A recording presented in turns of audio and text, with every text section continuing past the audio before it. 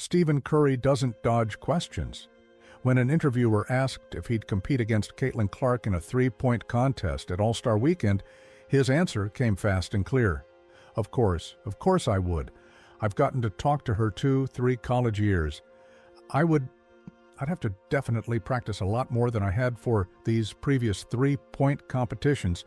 Nah, I'd be ready for it. That wasn't charity. That was peer recognition from the greatest shooter in basketball history. And it landed like a thunderclap across both leagues. Because here's what nobody's saying out loud. When NBA champions start publicly defending a WNBA rookie, it's not because they're trying to be nice. It's because they're watching something the league itself won't acknowledge. Week after week, Caitlin Clark absorbed contact that crossed lines, hard checks in transition, hip bumps off screens, physical play at the rim that piled up possession after possession. The whistle stayed quiet. The league office stayed quieter, and that silence, it spoke volumes.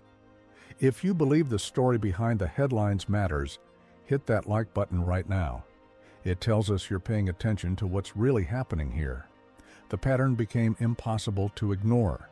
Clark would drive into traffic and take contact that would draw flagrant reviews in any other context. Analysts would mention it briefly on broadcasts, then move on. Social media erupted after every game. Fans weren't imagining this. They were watching systematic targeting disguised as "welcome to the league" intensity. The WNBA's response was strategic silence, and that silence lasted until voices too big to ignore decided they'd seen enough. Stephen Curry spoke first, then LeBron James, then Luka Doncic. One after another, NBA stars with global platforms weighed in, and the tone wasn't polished praise. It came across as frustration voiced openly. This wasn't media-friendly commentary designed for sound bites. These were champions questioning why a generational talent was being treated like a threat to neutralize instead of an asset to protect. Here's why this moment cut so deep. NBA players don't typically cross league lines with commentary. A repost here, a subtle nod there, then back to their own ecosystem. When they break that unwritten rule, it signals something feels fundamentally wrong. Pascal Siakam made it explicit during a live television interview. Asked which players were getting the most love right now, he skipped past every NBA name on his roster and pointed directly at Caitlin Clark. Then he added context that shifted the entire frame. He didn't compare her to WNBA rookies or place her in a separate category. He stacked her next to Tyrese Halliburton, his all-star teammate and one of the league's premier guards, and still placed Clark at the top. That wasn't sympathy. That was evaluation. When an NBA player assesses talent on the same scale they use for their own peers, it breaks an old barrier. Clark is no longer being discussed in a protected developmental category. She's being measured against elite professionals, and she's passing that test in real time. Obi Toppin added weight without chasing headlines.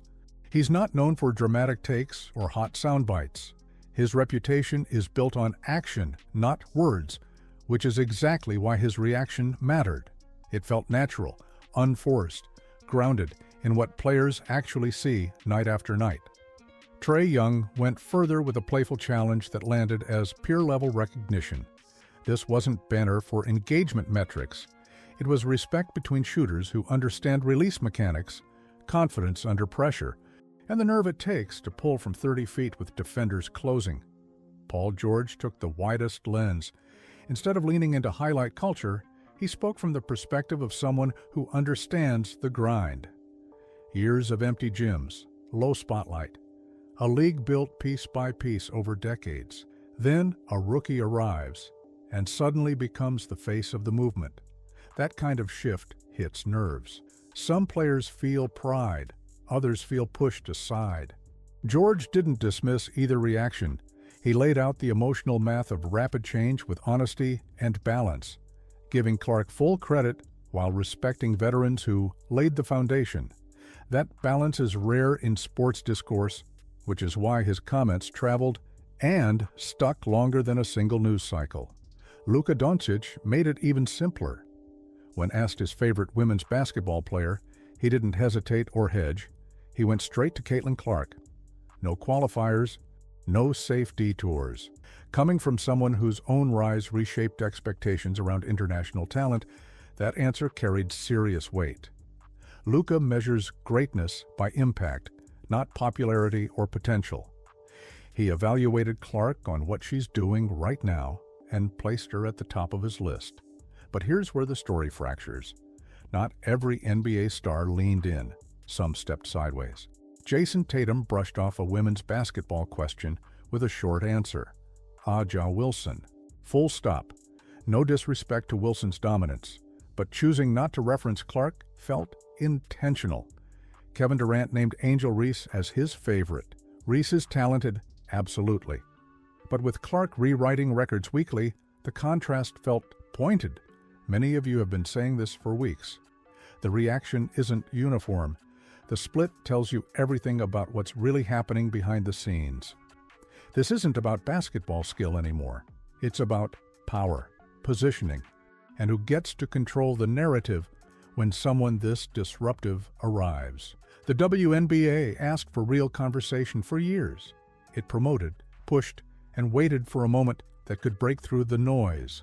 Caitlin Clark kicked the door open and dragged the spotlight with her, forcing mainstream attention the league couldn't generate on its own. Every sold-out arena tells you this impact is measurable. Television ratings jumped more than 400% compared to the previous season. Merchandise vanished instantly. Nike couldn't keep Iowa gold on shelves. Charter flights got approved mid-season because watching a generational talent navigate airport security became impossible to justify. Sponsors that had been watching from a distance suddenly moved with urgency, locking in deals and reshaping strategies around visibility they could no longer ignore. If you're connecting these dots the same way we are, drop a comment. Tell us what moment made you realize this wasn't just rookie hype. We read every single one, pull back from individual reactions, and the pattern becomes crystal clear. Greatness never creates neutrality.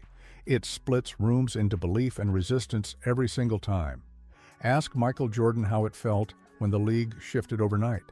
Ask Serena Williams how dominance invites both praise and pushback. Ask Tiger Woods how disruption changes entire sports ecosystems.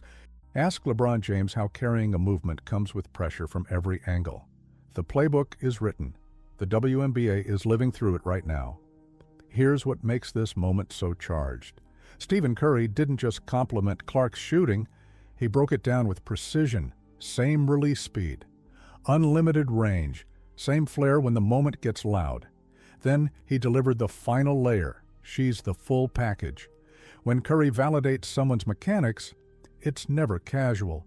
His endorsement helped turn Klay Thompson into a legend and Jordan Poole into a max contract story. Calling Caitlin Clark a basketball twin carries legacy-level weight, and everyone in the industry understands exactly what that means. But the contrast creates tension. Two NBA stars stepping sideways while others lean in hard exposes the fault lines. This isn't unanimous celebration, it's strategic positioning. Some voices amplify Clark because they recognize transcendent impact when they see it. Others deflect because rapid elevation disrupts established hierarchies. Both reactions are calculated. Both reveal how uncomfortable this acceleration makes people who prefer gradual, controlled growth. The league spent decades building slowly, brick by brick, asking for attention and patience. Then Clark arrived and the spotlight moved at warp speed. That acceleration brings opportunity, money, fun, and visibility. It also brings resentment and quiet resistance. None of that erases her performance. It explains the temperature around it. This attention isn't manufactured through marketing campaigns. It's organic, driven by results, confidence, and execution under pressure. Clark didn't arrive as a symbol waiting to be positioned. She arrived as a problem defenses can't solve, and a story nobody can ignore. That's why comments from Curry, George, Doncic, and others carry weight. They're not cheerleading from the sidelines. They're acknowledging a shift happening in real time. When peers at the highest level speak up unprompted, it confirms this isn't a moment. It's a fundamental change in how the sport gets discussed, framed, and debated. Here's the reality the league has to navigate now. Games moved into NBA arenas and still sold out. Rival players felt the jolt, not just in media attention, but in how their own games got framed and marketed. Charter flight approval came because the old infrastructure couldn't support what Clark's presence demanded. This growth curve isn't gradual or patient.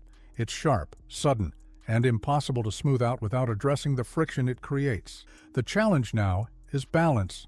Protect Clark's health without isolating her spotlight. Lift veterans who built the league without dimming the momentum of the present.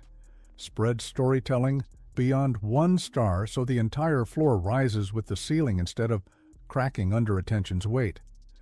Charter flights should be for every team. Growth must lift the entire league, not just the Clark wave, because sustainability depends on shared progress, not selective upgrades. The NBA learned this lesson during peak LeBron fatigue when everything revolved around one player and pushback grew louder. The WNBA has that blueprint right in front of them. The question is whether they'll use it wisely or repeat the same mistakes while the temperature keeps rising. Reading between the lines reveals something crucial. The officiating stayed quiet while Clark absorbed contact week after week. That silence wasn't random. It was strategic. Whether it came from internal pressure, veteran influence, or organizational fear of appearing to favor the new face, the effect was identical. A generational talent got targeted physically while the league looked away. NBA stars calling it out publicly forced the conversation into spaces the WNBA couldn't control or suppress. That's the real story here, not rescue, exposure. When the most respected voices in basketball question why a rookie is getting brutalized without protection, it puts the league in an impossible position. Defend the silence and look negligent. Acknowledge the problem and admit they failed their biggest asset. Either way, the narrative escaped their control the moment Curry opened his mouth. Clark's ceiling isn't becoming the women's version of anyone. She's becoming the first Caitlin Clark, a rare blend of shooting gravity, elite vision, and cultural pull that can't be replicated or manufactured. Some celebrate it, some resist it. Nobody ignores it. And that's the clearest sign something fundamental has changed. Before we go, make sure you're subscribed and notifications are on. Next video, we're breaking down exactly which WNBA players are benefiting most from Clark's gravity and which ones are quietly losing ground. The data tells a story the league doesn't want you to see. You won't want to miss it. The quiet era is finished. The heat is real. The WNBA's future is locked into Clark's orbit. Whether every player, coach, or executive is comfortable with that or not. She's 23 years old with a lightning-fast release, and the league asked for energy. They received a full blaze that refuses to dim. Not everyone agrees with how this unfolded. That's exactly the point. Disagreement proves the impact is real. Once the center moves, there's no rewind. The WNBA is no longer asking for attention. It's demanding it.